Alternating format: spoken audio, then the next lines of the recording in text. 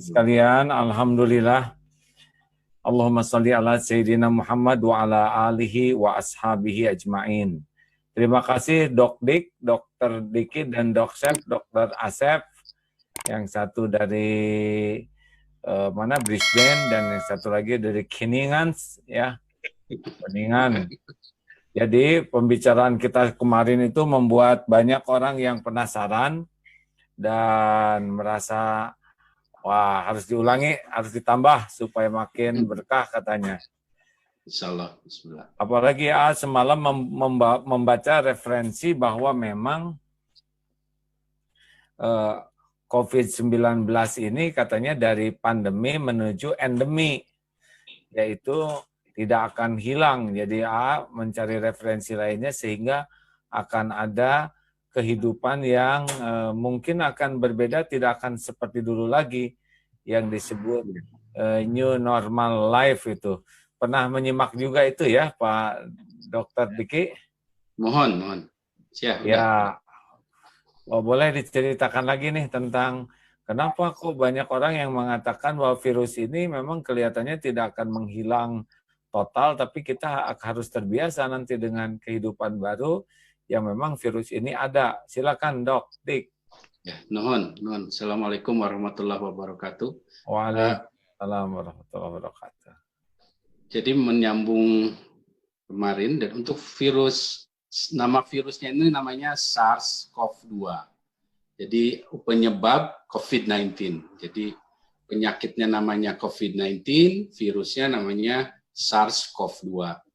Nah, yang menyebabkan penyakit ini berpotensi, tetap namanya karena belum terjadi, kan kita selalu menyebut berpotensi menjadi endemik atau tetap ada dalam kehidupan manusia menjadi penyakit, kadang ada, kadang tidak. Nah, ini disebabkan beberapa faktor. Pertama, yang disebut dengan angka reproduksi dari penyakit ini. Jadi, kemampuan dia menularkan dari satu orang sakit COVID-19 kepada orang yang terpapar karena rentan dan segala macam, itu nilai angka reproduksinya di atas 1 atau sama dengan 1. Itu yang menyebabkan penyakit ini menjadi endemik. Jadi dia ya terus saja satu kan, ini akhirnya nggak bisa hilang kecuali kalau angkanya di bawah 1. Nah, dia pada akhirnya akan hilang atau tereliminasi.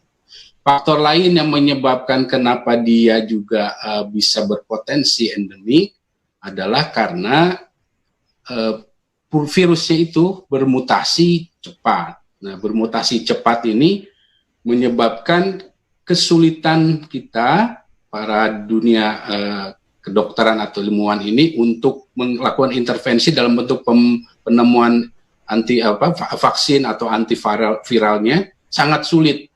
Seperti halnya HIV pun begitu, sudah lebih dari 20 tahun ya akhirnya sehingga akhirnya menjadi endemik. Itu jawaban ringkasnya. Sebentar, Dok, ini kenapa emang virus ini secara syariatnya pinter kan? Kenapa kita manusia kalah pinter begini? Jadi saya pernah baca buku pengarangnya Dr. Baker nih. Dia seorang ahli pandemi dan epidemi, karena saya memang juga risetnya di pandemi epidemi. Jadi dalam sejarah manusia, memang manusia ini selalu mengalami yang disebut dengan wabah, yang sifatnya virus ini. Ada kebagian besar ahli virus menganggap bahwa virus itu memang dibanding bakteri, virus itu nggak ada yang berguna, artinya semua akan mematikan atau membuat kerugian pada manusia. Tapi dalam kita sebagai Muslim ya, kan Allah itu pasti, karena saya diajari bahwa tidak ada yang diciptakan sia-sia, pasti ada positif dan negatifnya.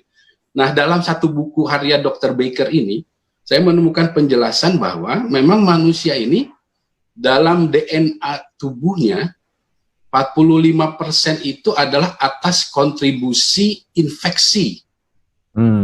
Disebut dengan mobile genetic element. Jadi 45% dari DNA tubuh manusia ini adalah kontribusi dari infeksi baik itu bakteri maupun virus. Ini yang menyebabkan eksistensi manusia bisa bertahan. Jadi dalam teori evolusi yang benar, evolusi yang dimaksud di sini adalah kemampuan bertahan terhadap penyakit. Nah, dengan adanya infeksi-infeksi ini ternyata manusia itu sebetulnya dibantu oleh virus-virus ini untuk bertahan juga dari serangan virus lain, dengan artinya dia memperkaya DNA kita. Nah, artinya virus ini ya saya sih melihatnya untuk COVID-19 selain dari hikmah yang ada dari terjadinya virus ini, tentu akhirnya tubuh manusia ini akan memberikan respon yang pada akhirnya membuat manusia akan bertahan. Entah seperti apa, karena Indra masih berproses. Jadi itu penjelasan tentang virus ini atau terkait COVID. Kuda, kan ada kuda di pesantren tuh ya. Nah, ada yang melahirkan, terus si ibunya karena pertama kali melahirkan geli waktu disusui oleh anaknya, jadi rada disepak nih anaknya nih. Akibatnya anak ini tidak mendapatkan susu pertama kolostrum dari ibunya. Nah, yang lain, kuda lain yang melahirkan dia dinyusu. Nah, anak yang ini lambat laun dia mati. Nah, jadi karena anak ini tidak dapat informasi tentang virus-virus yang bisa membangun antibodi pada si anak ini, karena kan transfer faktor itu faktor-faktor pengenalan virus dari orang tuanya tidak sampai ke anaknya, sehingga anaknya ini puntennya dalam tanda kutip bodoh lah gitu, tubuhnya itu mengenal virus-virus, sehingga ketika virus masuk dalam daya tahan yang sangat lemah, dia tidak bisa mengatasi serangan virus dan akhirnya dia mati. Jadi memang kecerdasan sel-sel kita ya menghadapi virus itulah sebetulnya yang bisa membuat kita imun itu ya, punya daya tahan tubuh karena antibodi. Itu pula yang lihat sebagian dokter itu ada yang pokoknya mah saya tidak mau terlalu steril karena nanti saya jadi lemah terhadap virus-virus. Gimana itu, Dok? Betul. Jadi mungkin kaitan dengan ini juga saya ingin agak sedikit meluruskan anggapan di masyarakat, karena khawatirnya obrolan kita atau penjelasan saya dikaitkan dengan ini berarti herd immunity dong, strategi yang bagus. Bukan. Jadi yang disebut dengan kekebalan, kebetulan bicara tentang kuda nih. Jadi herd immunity atau kekebalan kelompok ini memang asalnya dalam sejarahnya dari kedokteran hewan. Kalau dulu dokter itu sama antara dokter hewan, dokter manusia, ya itulah dokter. Jadi makanya Edward Jenner segala macam kan juga ke sapi ya. Nah, kekebalan kelompok atau herd immunity ini pada kelompok hewan itu memang dilakukan. Jadi mereka pokoknya kalau sebagian besar dari populasi hewan itu imun, dibiarkan sakit terus imun, yang rawan-rawan nggak akan sakit, nggak akan mati. Intinya dia bisa tetap jualan. Tapi ini kan tujuan herd immunity artinya hanya pada kekebalan kelompok, bukan kekebalan individu, bukan orang, bukan si per ekor atau per ekor hewan.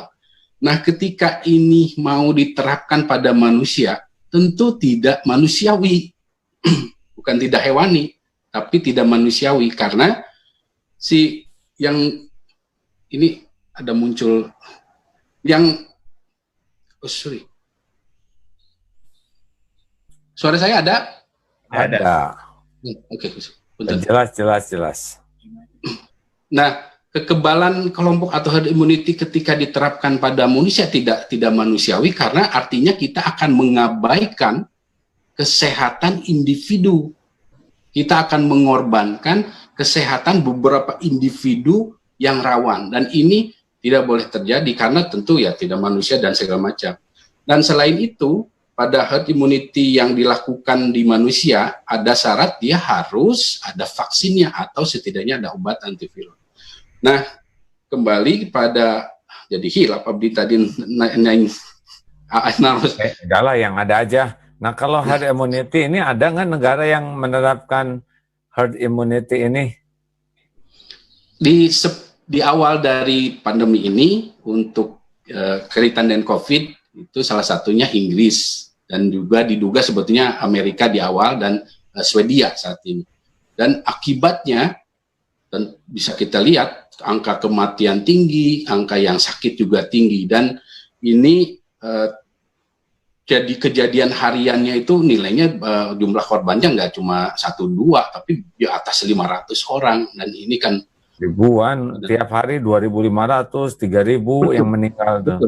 Betul. Jadi ini sangat tidak manusiawi dan sangat tidak manusiawi. Dan saya kira pemerintah tidak pernah, kebetulan saya merancang juga yang saya kemarin sampai beberapa strategi awal kita waktu pandemi flu dan segala macam, tidak ada pernah kita memuat strategi ini. Dan yang sekarang pun saya lihat kaitan dengan misalnya PSBB dilonggarkan, ada pertanyaan pada saya, ini artinya herd immunity atau bukan? Bukan. Tapi dengan catatan nih Ayah, dengan catatan selama strategi utama pandemi ada, kita bisa menyingkirkan dugaan terhadap intervensi yang menggunakan herd immunity. Jadi kalau di negara Swedia dan Inggris pada awalnya, dia nggak melakukan testing, nggak melakukan isolasi, jadi dibiarkan saja terjadi infeksi dengan harapan biar nanti katanya jadi kebal dan akhirnya selesai. Nah, tapi kan yang terjadi, banyak sekali korban yang jatuh. Baik, Dokter Asep mau menanyakan sesuatu. Sesama dokter orang sering mendahului. Ya, kaitannya dengan strategi yang ada di kita nih di Indonesia, Dokter Diki. Nah, kita lihat perkembangan dari grafik jumlah penderita yang terus meningkat, berbeda halnya dengan Malaysia yang kurvanya sekarang sudah di atas dan sedikit menurun. Kemudian juga berbeda dengan Singapura. Nah, kira-kira faktor-faktor apa saja sebetulnya yang menjadi kontribusi terbesar sehingga sampai sekarang kok nanjak terus gitu mungkin Dokter Diki? Untuk Indonesia ya? Ya. Jadi memang dalam kasus Indonesia, jadi dalam setiap pandemi itu ada yang disebut dengan attack rate ya. Jadi serangan yang kita bisa prediksi untuk dasar kira-kira di puncak berapa atau berapa orang yang akan terkena. Nah, attack rate-nya Indonesia ini belum mencapai persentase yang kalau kita rujuk ke Wuhan misalnya, di paling rendah itu misalnya 3%. 3% dari populasi yang ada di situ di negara itu akan terserang ya misalnya. Nah, artinya 3% kan dari Indonesia, penduduk Indonesia banyak.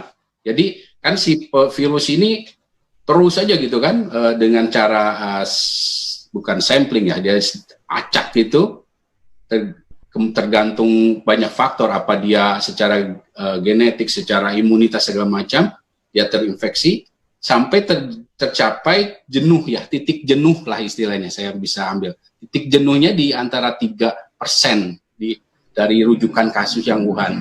Artinya karena penduduk kita banyak dibanding Malaysia, dibanding Vietnam atau Singapura yang kecil, otomatis titik jenuh kita juga akan lebih tinggi. Itu sebabnya angkanya masih akan terus naik. Satu lagi yang membuat kondisi kita unik adalah kita ini kan kepulauan nih, Jawa, Sumatera dan segala macam. Nah, ini sebetulnya karena sekat alami yang diciptakan Allah ini membuat posisi kurva setiap pulau pun akan berbeda. Titik jenuhnya Jawa, titik jenuhnya Sumatera atau Kalimantan untuk kasus attack rate-nya COVID akan berbeda. Ini yang akhirnya memang kalau mau kan sekarang ramai tentang modeling kurva epidemiologi, kalau mau diprediksi, walaupun tidak akan 100% akurat, itu memang akan memerlukan beberapa data supaya kita bisa lihat titik jenuhnya Indonesia Jawa atau Jawa Barat di sekian dan sekian. Jadi gitu, jadi posisi kita memang belum puncak ya, untuk apalagi Indonesia masih belum, apalagi untuk Jawa misalnya paling dekat mungkin DKI Jawa Barat lah. Iya. Apakah itu mesti nyampe 3%? Kan kelamaan tuh Dokter Diki. Kemudian juga mungkin korbannya juga akan lebih banyak. Betul. Angka titik jenuh ini kan bisa dihindari. Ini itu bicara rujukan data nih. Angka titik jenuh itu bisa dihindari kalau ada intervensi. Nah, intervensi yang kuat. Intervensinya ya seperti yang sudah kita tahu, yang testing strategi tracing, isolasi dengan beberapa pencegahan itu.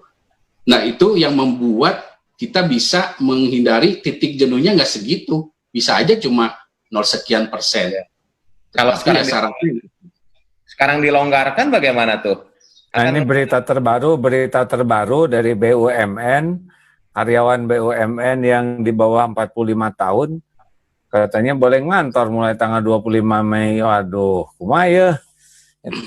Nah, jadi kalau misalnya kita mau melakukan opsi seperti itu dengan beberapa pertimbangan, ya syaratnya selalu sama, yaitu intervensinya dulu diperketat. Yang tadi Agim bicara masalah new normal, atau saya selalu menyebutnya pola hidup baru. Jadi pola hidup baru untuk masyarakat. Tapi untuk institusi dan perkantoran namanya pola kerja baru. Ya, pola kerja baru kalau misalnya yang di bawah 45 itu mau diperbolehkan kerja, kan harus dibuat aturannya, dan tidak semua yang di bawah 45 itu sehat. Harus ada screeningnya. Apalagi kalau obesitas gitu. Alhamdulillah kita semua bertiga tidak obesitas. Kalau obesitas kan punya faktor risiko yang tinggi untuk COVID. Kemudian ada penyakit lain. Jadi ada turunan-turunan kebijakan aturan yang mengatur supaya kebijakan utama yang keluar ini jangan sampai menimbulkan masalah baru, menimbulkan klaster-klaster baru. Jadi saya tidak bersikap menentang kebijakan ini. Saya prinsip bisa setuju asal tadi strateginya. Pola hidup baru, pola kerja baru, pola pelayanan baru. Pola hidup baru, pola pelayanan baru, pola kerja baru tuh seperti apa nyatanya yang ada dalam ilmu pandemi ini?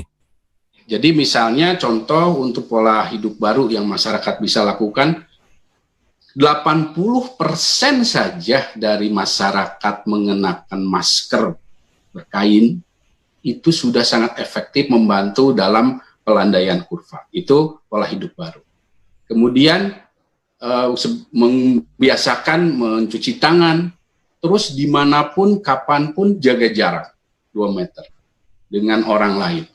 Kemudian untuk misalnya itu pola hidup baru ya untuk masyarakat. Nah, untuk yang sifatnya kantor, pola kerja baru, ya dia ketika mengizinkan karyawannya masuk, itu ada di sini misalnya dari beberapa negara, dari sebelum rumahnya dia udah ngirim, saya hari ini suhu saya sekian. Batasannya 38, misalnya. Kalau di atas 38 nggak boleh dia ke kantor. Kemudian hari ini saya nggak ada keluhan yang sifatnya sakit, gangguan batuk dan segala macam.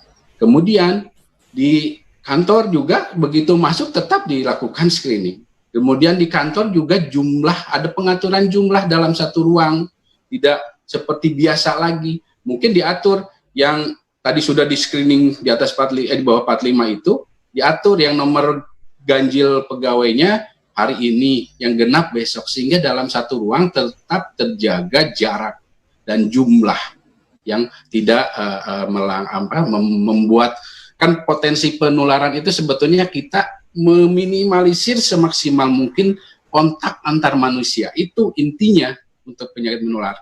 Bentuknya apa saja, Sob? Artinya nanti diatur jalan antara orang masuk, kayak di mall nih, mall harus punya aturan lagi. Di sini, di mall yang di sini buka mall-mall itu, tapi pintu masuk, pintu keluar udah harus dipatuhi. Nggak boleh ada orang masuk dari pintu yang sama, orang keluar dan masuk. Sudah diatur lagi, ini khusus pintu masuk. Kemudian si gerainya itu juga diatur bahwa ada, jadi tiap itu nggak bisa bebas jalan, jadi nunggu orang itu lewat, ada titik-titik yang ditentukan. Nah, ini untuk pola pelayanan atau pola kerja baru. banyak sekali, termasuk kalau rumah sakit ya pelayanan barunya diminimalisir yang namanya antrian, sehingga ada online itu dibuat janji online. Nanti dokter Asep badai ngebedah udah diatur, kalau tadinya dokter Asep praktek pada nunggu pasien, nah datanglah dokter Asep. Nah, sekarang dokter Asep sudah dibuatkan oleh rumah sakitnya, dokter ini datanya online sekarang banyaknya, jadi ketemu dokter Asep sudah ditentukan waktunya dan berapa lamanya. Jadi dia datang langsung ketemu dokter Asep. Dokter Asep pun akan ada aturan lagi, seperti kemarin saya bantu yang rumah sakit Cicendo bikin beberapa guideline, nanti saya share ke dokter Asep juga, bahwa di tempat periksa sudah harus ada aturannya, jarak antara dokter pasien. Jadi ini pola baru ini, semua institusi, semua level sudah harus membuat dan menerapkan aturan ini. Waduh, termasuk sekolah juga ya, sekolah, angkutan umum, penerbangan, kereta api, angkot juga, yang repot ojek ya. Ojek itu katanya yang diboncengnya harus bawa motor sendiri di belakang supaya jaga jarak. Jadi bukan ojek. Ya memang akhirnya memang harus ada inovasi-inovasi yang dilahirkan untuk merespon situasi pandemi ini. Harus ada inovasi.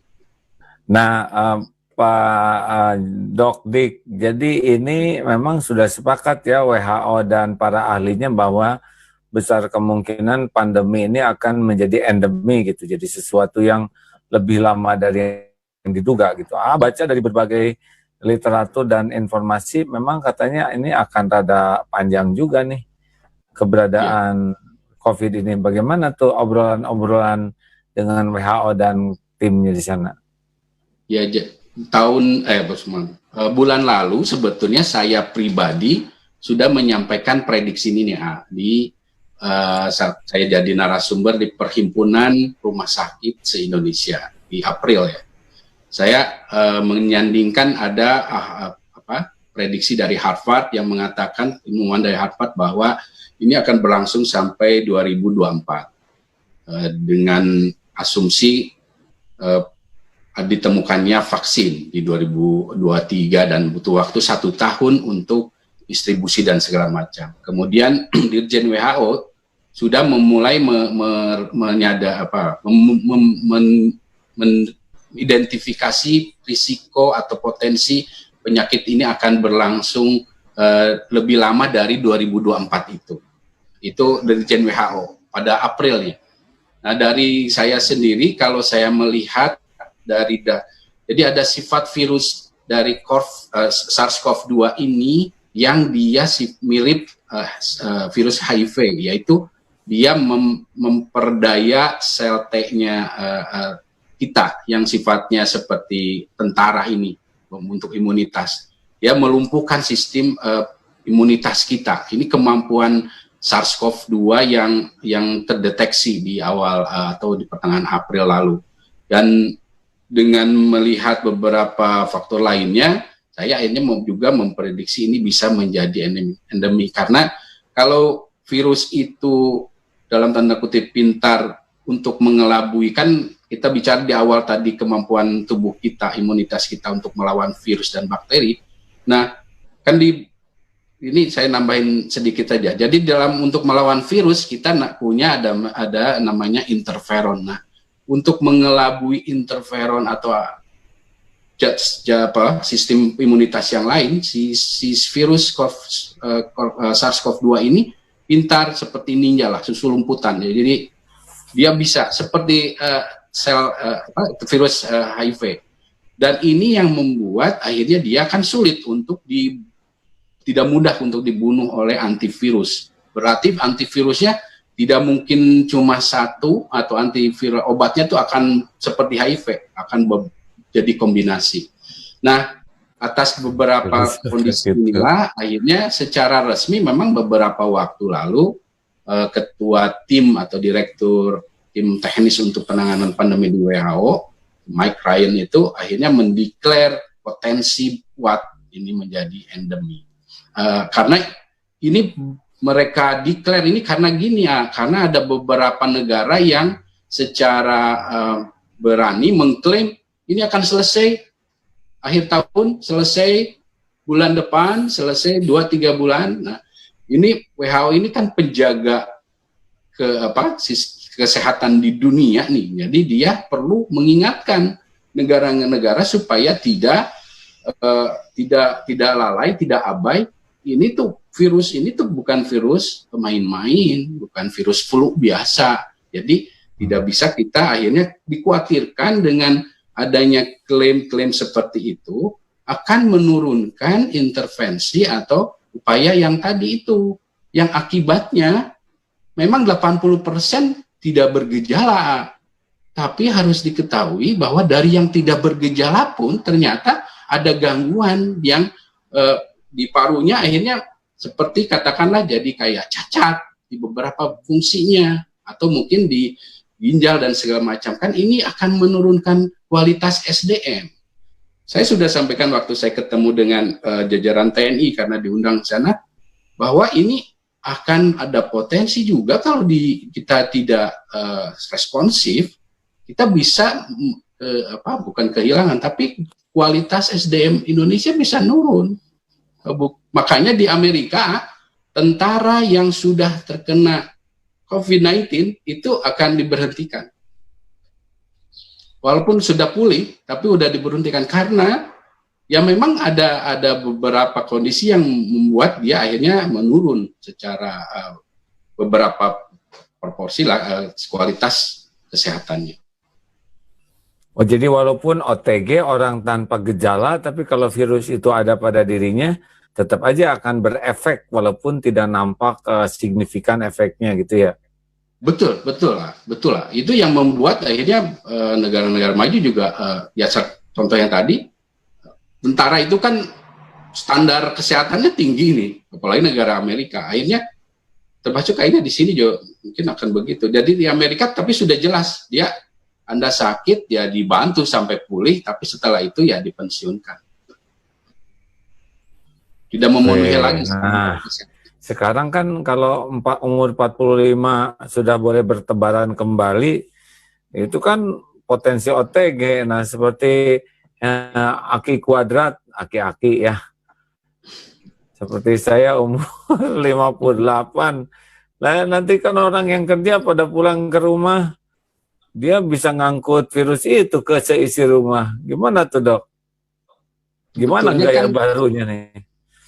Sebetulnya kalau kita mau kembali ke tadi penjelasan awal, kalau kita mau mengeluarkan intervensi atau strategi seperti itu, yang harus dilakukan dan pasti dibuat mekanismenya oleh pemerintah dan harus didukung oleh masyarakat itu, yang meminimalisir kemungkinan kontak dan tetap pemerintah punya kewajiban.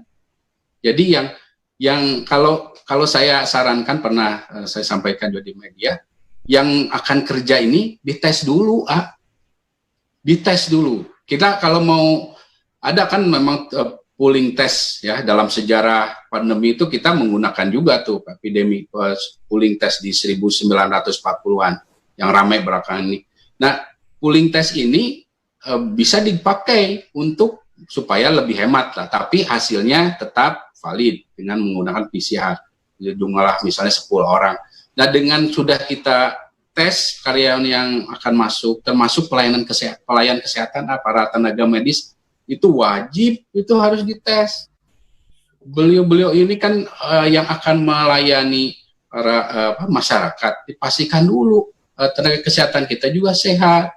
Gitu. Jadi setelah yang kerja ini juga dipastikan sehat, nah ada sistem pencegahan lain yang dibuat, barrier lain yang melindungi supaya orang yang kerja ini tetap tidak terkontak dengan virus. Selain secara individu dia menerapkan pola hidup baru, nah pola kerja baru, pola pelayanan baru, kemudian intervensi yang dilakukan pemerintah yang sifatnya tetap ada testing, tracing, itu akan mengawal ini. Ditambah di bagian besarnya negara, border kita, perbatasan kita, pintu masuk kita, itu tetap diperketat, dijaga. Termasuk kalau di beberapa negara, termasuk di sini, antar provinsi pun pintu masuknya diperketat. Jadi dijaga. Jadi jangan sampai jadi orang yang sudah dites yang di bawah 45 ini, oh alhamdulillah nih dia tidak ada nih, tidak ada bawa virus. Nah dia individu dia, dan kita buat sistem supaya ini tidak terinfeksi atau terpapar. Jadi kompleks, strateginya memang harus komprehensif, tidak bisa satu. Wah, Masya Allah. Kenapa itu Dokter Asep bengong gitu? Iya, Halo? kebayang aja.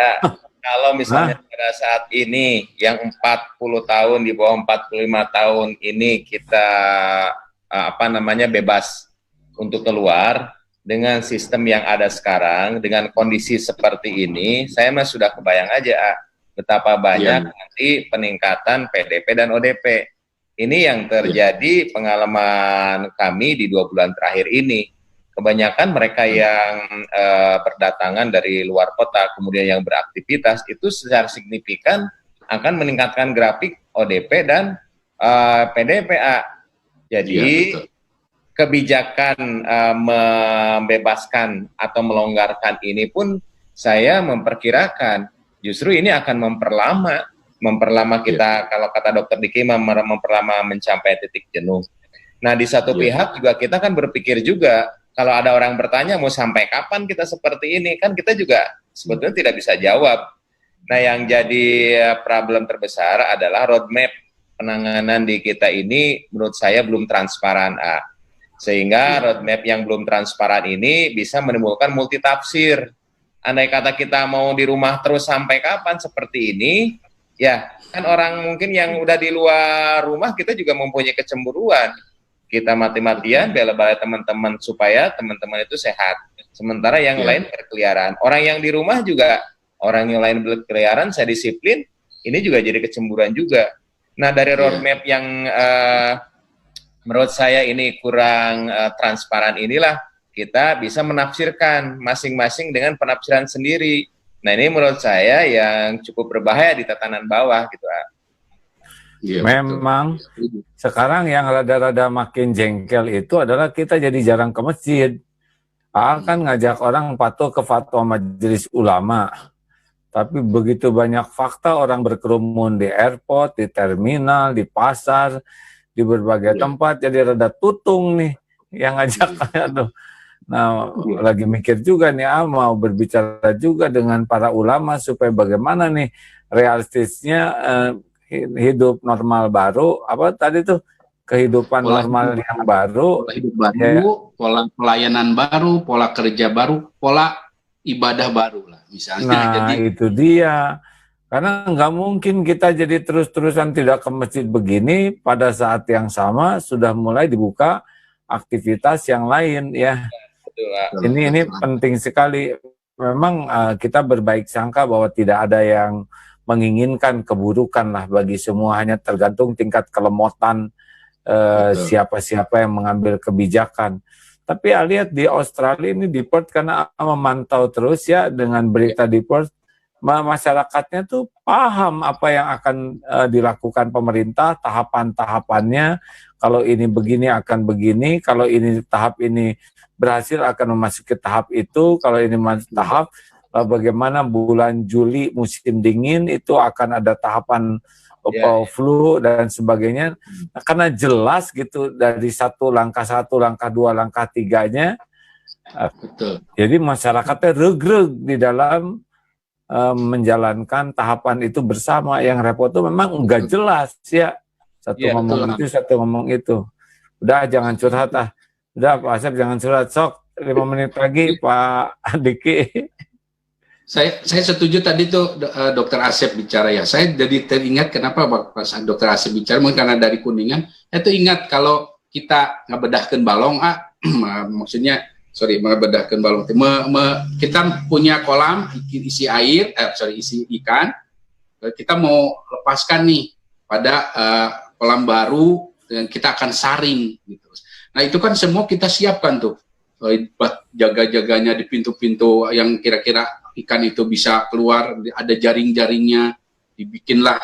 Jadi ini seperti itu, ketika akan dilonggarkan, ya ini kita harus juga siapkan dulu. Jadi kalau dirasa belum siap, ya jangan dibuka dulu pintu jebolannya sampai ini siap. Nah, kita juga harus punya target berapa lama akan ini disiapkan, yang tadi disampaikan Dr. Asep atau Agim nanti. Kalau sudah yang pola hidup baru, pola kerja baru, pola pelayanan baru, pola ibadah baru ini sudah siap tatanannya, selain itu juga testing segala macam sudah siap, ini barulah begitu. Dan ini tentu semua kan punya peran, dan leadingnya generalnya ya ada di pemerintahan baik setiap level, itu yang penting. Dan saya setuju bahwa ini ada kejelasan guideline strategi secara komprehensif, jangka pendek, jangka menengah, jangka panjang, supaya jangka dapurnya jelas semua untuk masyarakat.